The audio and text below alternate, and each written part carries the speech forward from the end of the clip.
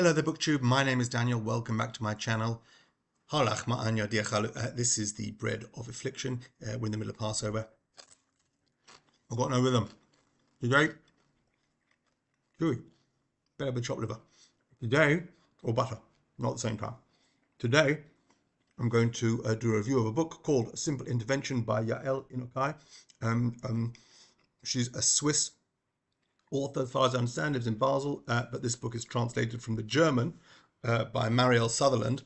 I'm guessing if she's from the author's from Switzerland, it's Schweizerdeutsch, which is not exactly the same as German, but I could be wrong.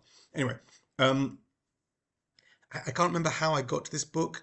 I think it was mentioned as one of the in someone's list of books of 2024. A terrific little novella, under 200 pages. Does that make it a novella?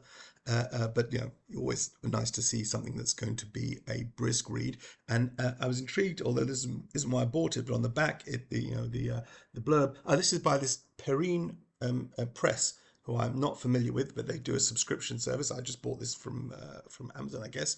I think they do a lot of under 200-page books in translation. I think that's kind of their niche, but nicely presented.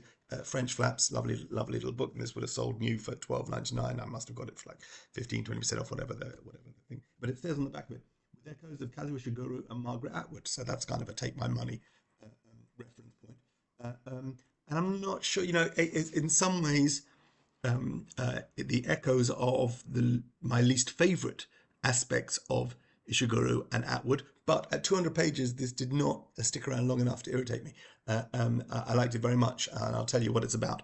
The simple intervention of the title is a medical procedure that is being performed on women who it has been said about them that they have psychological issues. I think this is, you know, we're falling into very familiar territory where the patriarchy has determined that they're acting out, or there's something up with them, or they're non-compliant, or whatever hackneyed phrase we want to use. It's never fully clear, but we have a narrator who is a nurse in this program. Her name is Marianne, and her job is not the daily medical care of the patients, but after the treatment or leading up to the intervention, whatever this thing is, and it's never fully clear, although I'm sure it's something akin to electroshock therapy or some other practice that was often visited without the patient's explicit understanding of what was going to happen. And Merritt's job is to sit with the patient before and after and help them through and dedicate her time to being with them while the doctors do their thing and after the doctors have done their thing. Merritt is in the first part of the book. So there's three parts of the book. The first part of the book is called Marianne. Marianne is a patient under Merritt's care who comes from a wealthy family and has been, for whatever reason, it has been determined that the simple intervention is what is going to make Marianne's life better and make her more acceptable to her family and society. And Merritt throughout this process is quite passive, and she does her job and she takes it seriously and she cares about her patients, but doesn't really have any formed opinions of her own about what the intervention is and what her role is in the treatment of these patients. She lives in the hospital. She lives a very solitary life. We hear a little bit about her home life and her relationship to a sister who has gone off and gone around the world and extracted herself from family life, and her brother and her parents.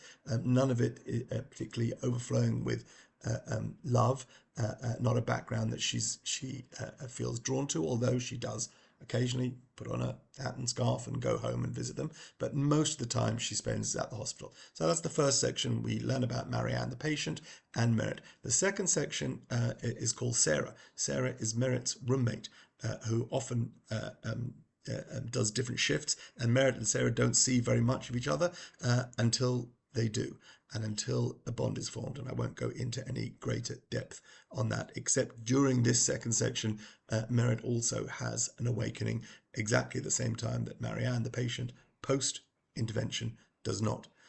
And is, again, no spoilers about what happens. And then that plays out, and then there's a third section. So neatly done, sort of precisely controlled each of the three sections and what happens in them in a way that was satisfying. It was an exercise in form and clarity and precision, and that sort of mirrors and reflects the way working in hospital can sometimes be, sort of a very clinical approach to what's happening.